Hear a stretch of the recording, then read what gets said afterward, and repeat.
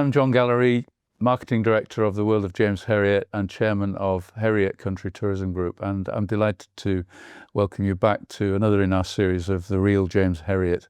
And I'm also delighted to welcome back Peter Wright, the Yorkshire Vet. Hello again, Peter. Hello, John. Thanks for joining us again. You're very welcome. So, Peter, you shared with us last time a number of stories about your times with Alf White and others. When you were joining the practice in the early 1980s, you'd been there as a boy learning about it before you left school. Tell us a bit about what you did after that then.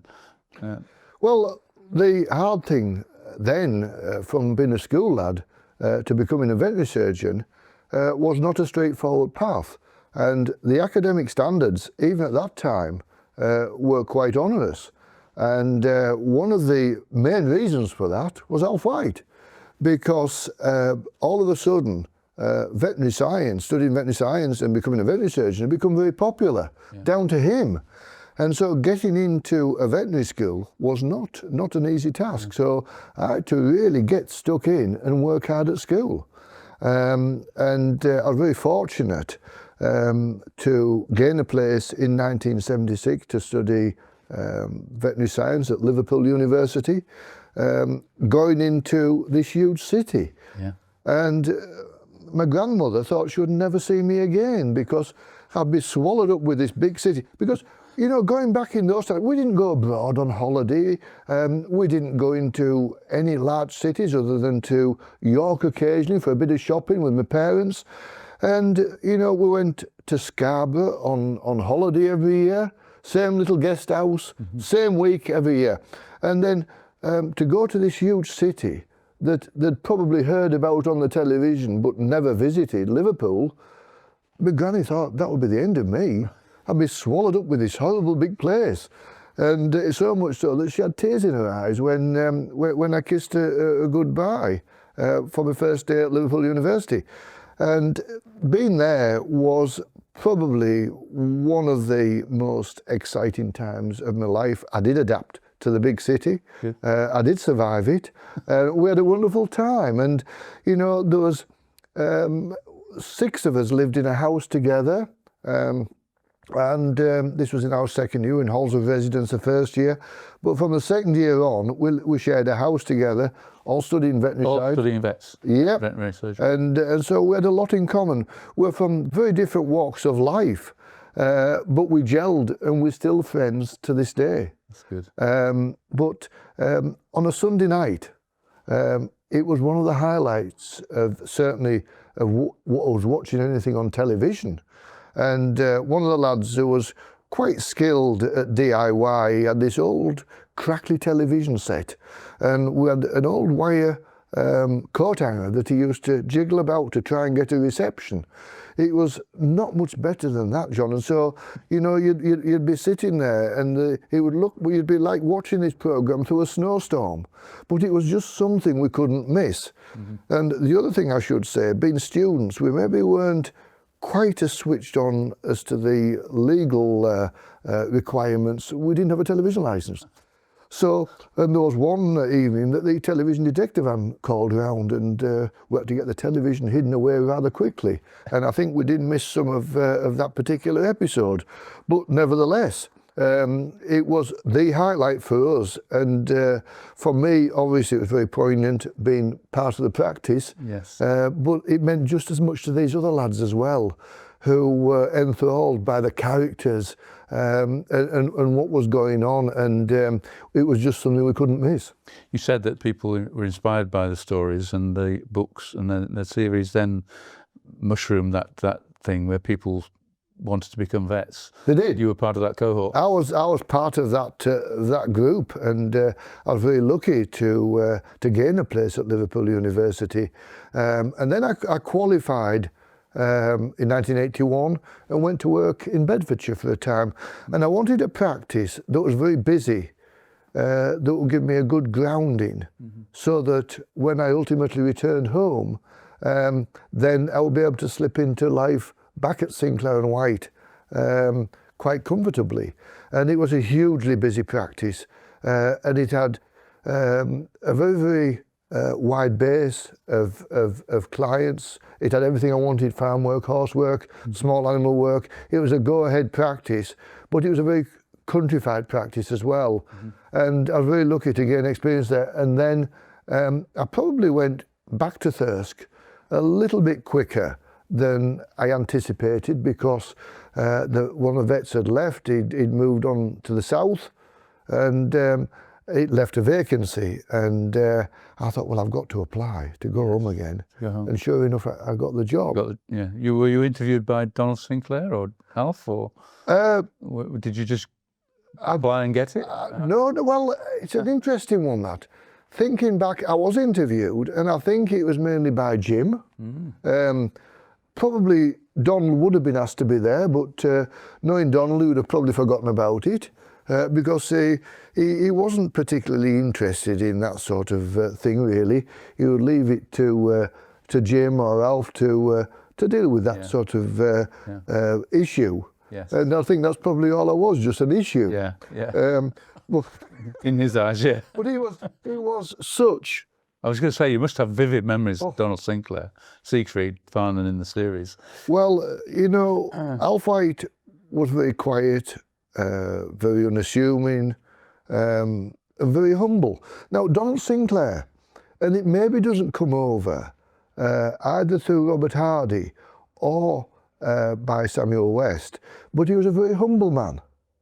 He had no ego, but he was very impatient, very unpredictable, and wildly eccentric. And like with all eccentrics, he didn't see it. And you never quite know, you never knew from one minute to the next what was coming next. Right. And kept you on your toes then. Oh, you can say that again. I mean, I'd been out to carve a cow one morning, and it was fairly early morning, and it's fair to say I was looking a little dishevelled. And I'd had no breakfast, I'd had a shave, I wasn't in proper attire to come into work as a professional. I had no collar and tie on. And anyway, I had to call in at the practice with a message from the farm where I'd been, because there were no mobile phones in those days. If we wanted to contact the practice, if we were out in a certain area, then we'd jump into a telephone box and ring the practice, is there anything out in this direction? Yes. Well, I thought, well, I must call in and pass this important message off. So it was just as the vets were coming into work, and Donald Sinclair was standing at the desk. And he said, "Good morning, Peter. I want a word with you." Anyway, I'd been working very hard, and I thought, I might be getting a pay rise. I hadn't been there that long, but I lived in hope. And anyway, he took us through into the small animal dispensary, which has changed very little in character. And it's the places where all the potions and jars and veterinary medicines are kept in the dispensary. It's changed very little, but he took me in there and he pulled the door shut. And I suppose I had a daft grin on my face, expecting something rather nice coming. And he looked at me and said, "Peter." I said, "Yes, Mr. Sinclair." "Where's your tie?" I said, it's, and I was about to explain where I'd been and that I was going home. And before I could say anything, "Put it on before you come back in. You're a disgrace to the profession without it." Well, I told Alf White this, and I thought Alf White would never stop laughing. He said, "That's Donald." Yeah. And you never quite, he said, "Peter," he said, "don't take it seriously." He said, "I'll have forgotten about it by this afternoon." Nice. And it was very true. Yeah. And he was such a lovely man, and he was wildly eccentric. And that's just one of many stories that that has stuck in my mind over the years. But I think Alf White was, when he was given Donald as writing material, I think it was a godsend, really, and I think it helped make the Harriet books what they were. Yes. Yeah, the Donald's eccentricities. Of Donald, yes. Yeah. And I think the fact that they were both very different characters really helped that particular partnership work. Two Donald Sinclairs in that practice just wouldn't have worked at all. They needed to be different. And Alf White was always very tolerant of him, and he used to accept that things he would say that they would often never come to fruition. So Alf would just laugh it off. And I remember later on when they were getting towards the end of their careers, Donald came breezing in one day and he said, "Alfred, I'm going to go and see my son Alan in California. I'm going for 6 weeks." Alf White said to me, he said, "He won't go for 6 weeks. He'll never stick it." Anyway, a few weeks went by. Donald still hadn't booked his seats. "Alfred, I'm going to go and see Alan. I've decided I'm going for a month." And Alf White said, "It won't happen." Anyway, a few more weeks went by. "Donald, I've booked my seats, Alfred, and I'm going for a fortnight. I'm going for a fortnight to see Alan. I've booked the airplane. I'm doing it." Anyway, Alf White said, "He'll never stick it." Donald think that was home after a week. So Alf was right again. Always right. And I think they knew each other so well. Yes. And that typified it. And Alf White, I think he was driven crazy at times by Donald, but he absolutely loved him. Yeah. Yeah, that's It interesting. was like a marriage. Yes, yeah. So that differentiation in their characters Very much helped so. this partnership be successful. Yeah, it did. It did, it certainly did. What was Donald like when Alf started to become successful with his writing then? I mean, can you remember?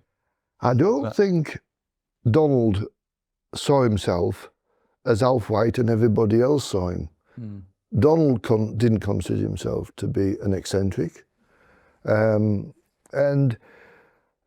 I think the way Alf White put it across, his character across, was brilliant. You know, I'm not quite sure where the name Siegfried Farnan came from, but it couldn't just be a normal name, because It's an unusual name, yeah. Donald wasn't a normal character. No. And I think that was inspired to come up with a name like that. But I think he felt as if he'd been overplayed on his eccentricities, which if anything he was underplayed. And I know we have, other assistants that we had at the practice, sometimes they'd have tears rolling down their face because some of the things that Donald had asked them to do. But I think there was a little bit of animosity initially because Donald did not approve. And he certainly didn't approve of Robert Hardy portraying him. Oh, didn't he? No. Right. Well, Robert Hardy spent a week living with Donald at his home to get all his little eccentricities off, and I think he did fantastically well.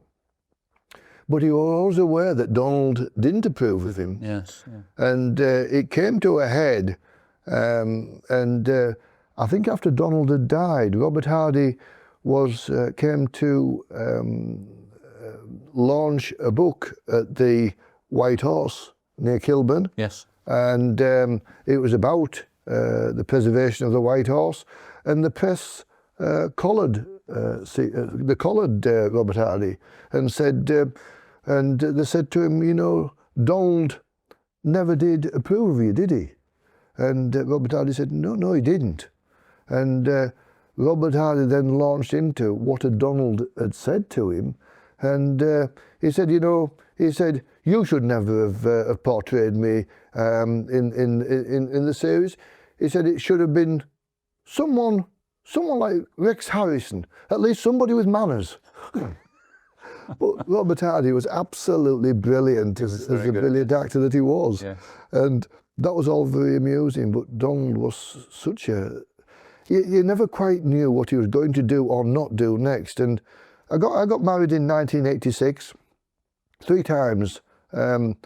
Twice in writing and once verbally. He assured me he'd be at the wedding. And of course he never turned up. He and his wife didn't turn up.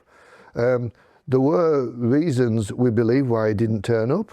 And I think the main reason was that Donald was a fanatical pigeon fancier. and he had a huge race going on that day. I would forgive him for that. It clashed at your wedding. Yes. Absolutely, no contest. No contest. And I understood that. Yes. I understand. But you know, I was very lucky. I got married in Sowerby, adjoining Thirsk, at the church there, and then we had the reception at the Golden Fleece, which was the Drovers Arms series, yeah. And of course, you know, we must never lose sight of the fact that the real Derby, you know, it was portrayed in Askrigg in the first TV series, yeah. All Creatures, and but Thirsk is Derby, and it's I suppose it's between the National Park of the North York Moors and the Yorkshire Dales National Park. So it's in between, and you know, people would often say, well, why are there so many stories set in the Dales? There's a story behind that, in sense of location. Yes. The series was set in the BBC. The series was actually being shown when you joined the practice. That's right. It was on BBC, so you must have some memories of that. And, oh yeah. And some of the reasons why the Dales was chosen. Yes, I mean, we didn't see, obviously the television cameras were not used very much at 23 Kirkgate at Sinclair and White, what is now the World of James Herriot, because all the inside stuff was done at Pebble Mill. Yes. So it wasn't something that encroached on the internal aspects of the practice. But Alf White would regularly have to suffer a reporter going round with him and this sort of thing. Yes. And television cameras, sometimes going out onto farms with cameras to get various clips. And it was something that he didn't really enjoy, but he just felt as if he had to do it. Yeah. But the All Creatures Great and Small, a lot of the stories were set in the Dales, and obviously going back to the 40s and 50s, which is when a lot of the series portrays events then. And the reason being is that working as a vet was never a well-paid job, and in many ways it still isn't now for a country vet. And I think in certain aspects of veterinary practice, yes, it can be, but certainly Alf White once said to me, Peter, he said, you know, as a country vet, he said, you're never going to earn a fortune. And he was quite right. But it was more about the quality of life. But they, after the war or during the war, they really struggled to make a living. Right. And the ministry asked Sinclair and White if they would, Ministry of Agriculture that is, asked if they would do some tuberculin testing work in the Dales. And they jumped at the chance because the practice was turning over the princely sum of about £3 a day at that point. Nice. And the ministry work were offering £11 a day. Oh, quite a difference. So, you know, when you're hungry, then you do what needs to be done. And of course, Alf White was sent off to carry out tuberculin testing in Swaledale and Wensleydale, Princely, and he absolutely fell in love with the Dales and the characters there, the farmers there, and of course it's such a wonderful, beautiful setting. Yes. And that's when he started to make jottings of the characters that he'd met. Which is where his stories come from. Yeah. So these real stories are from his own experience. Absolutely. I mean, he always said they were all based on fact. Yes. Yeah. And I think he did his utmost to disguise characters. And there's no doubt about it that some of the characters that we recognised as well, he would never admit to it, of course, but some of the characters were from around Thirsk as well. Yes. Which he wove into these fantastic stories. Yeah, yeah. And so, yes, he, as I say, would never say, oh, these people, they're so-and-so on such and such a farm. We knew, but it was something that we didn't talk about. Sure, yeah, it kept... The changes of names was important for him in the first place because he wasn't allowed to be using his own name as a as a No. as a vet and then an author. You had to find a pseudonym, so that led to other names being changed. Yes, well, yes. Throughout the stories, then, didn't In the veterinary register, every name he wanted to use wasn't available because there was a vet name, that's so. And in those days, vets weren't allowed to advertise in any form whatsoever. And so he would have advertised the practice if he'd written these books as Alf White. Yes. And I think it's well known that he was watching a football match when Birmingham City were playing Manchester United, and there's a chap playing in goal, a Scotsman called Jim Hurriet.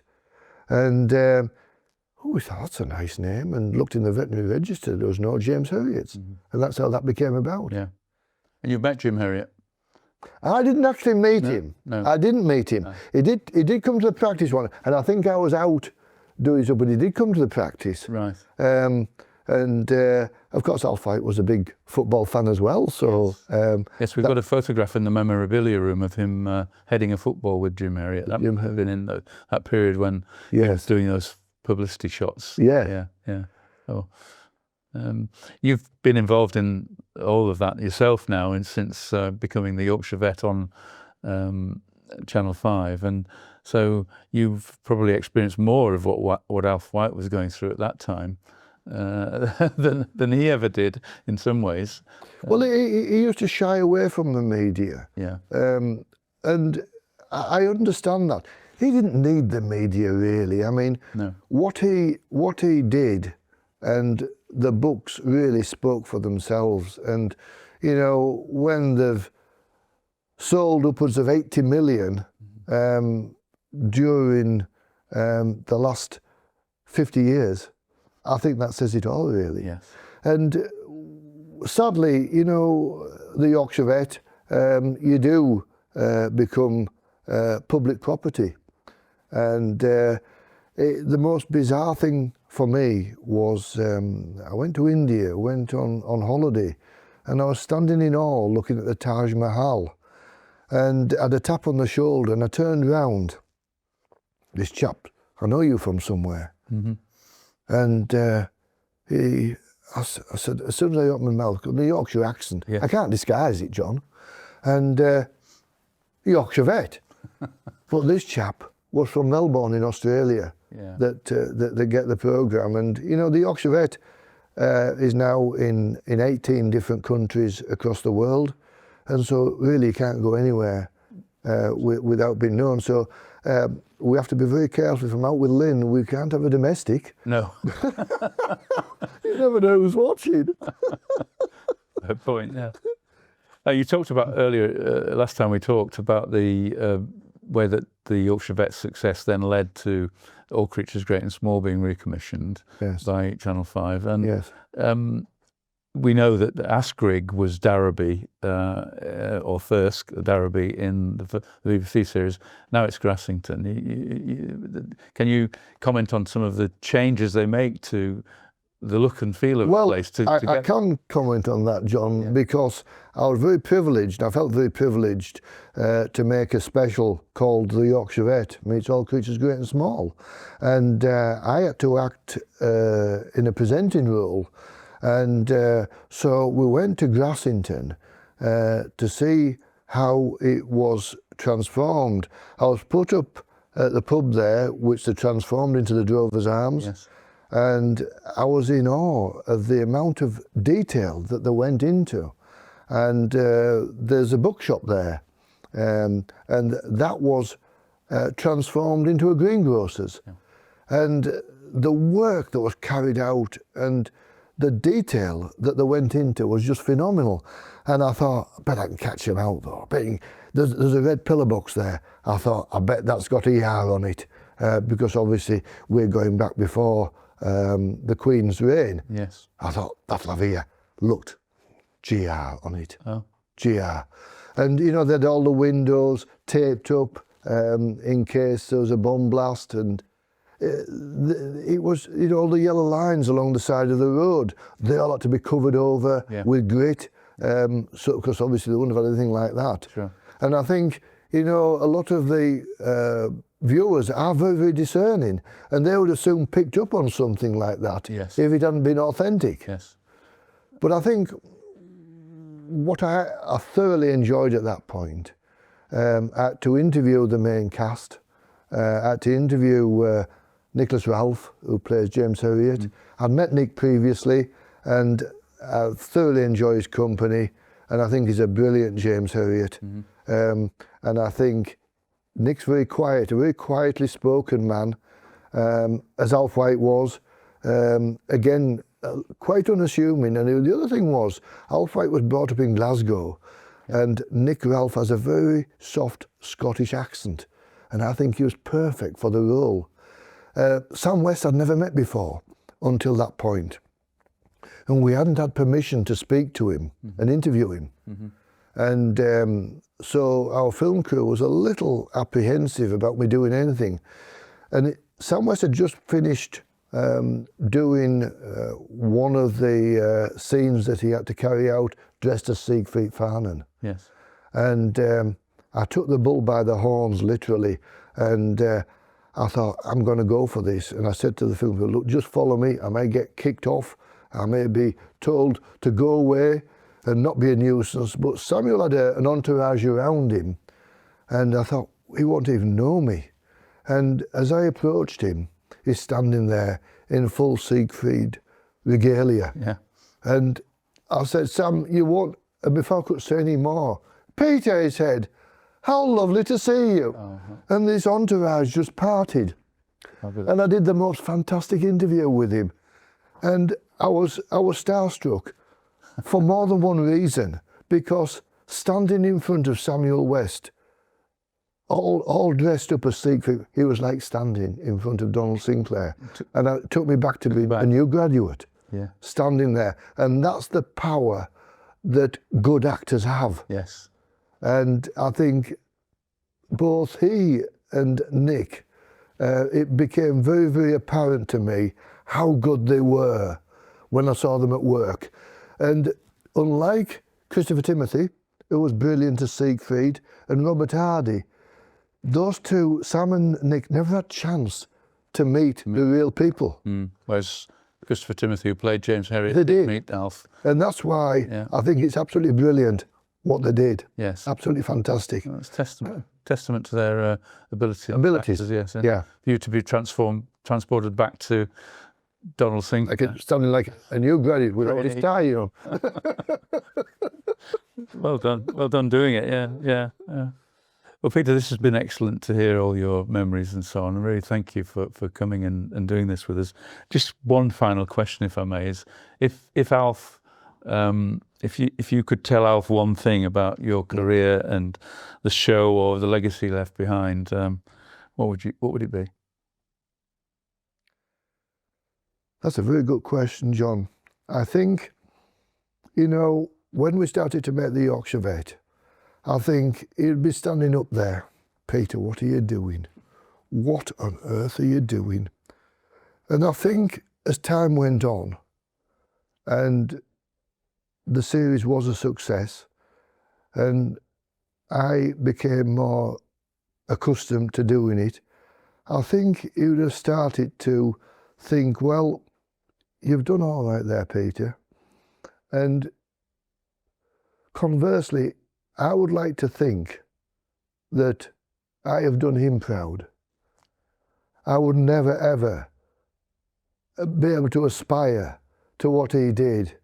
But I would like to think just in one small way, he'll be standing there looking down thinking, you've done all right, and I'm proud of you. Peter, that's excellent. Thank you so much. It's been really, really great to have you here, and thank you so much for your time. Thank you. All your memories. Thank you.